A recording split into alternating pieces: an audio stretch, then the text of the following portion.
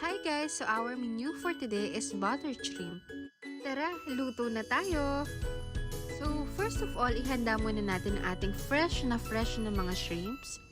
Yes, so ang lulusog ng ating nakapiling mga hipon. Then our next step ay mag-chop tayo ng minced garlic. Yan, so isang buong bawang yung ginamit ko para mas malasa ang ating butter shrimp.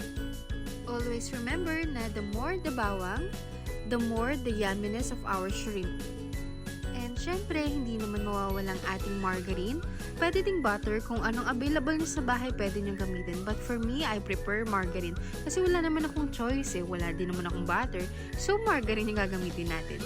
So, let's start cooking! So, first step, painitin ng pan. At kung mainit na yung pan na ito, ilagay na natin ang ating margarine or butter. So, ikot lang natin siya hanggang mag-melt ito.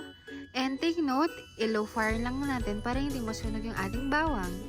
Then, once na melted na ang ating margarine, ilagay na natin ang ating chopped na garlic.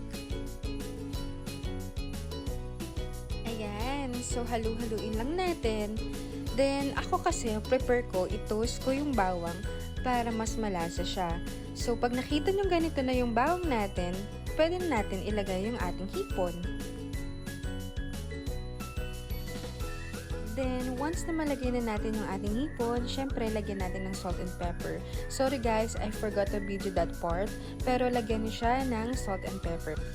So, after we put the salt and pepper, i-mix lang natin to hanggang makita natin na even na yung pagkakaluto sa ating mga hipon. Ayan na nga, naluto na ang ating buttered shrimp. So, ano pang hinihintay nyo? Tara, kain na tayo!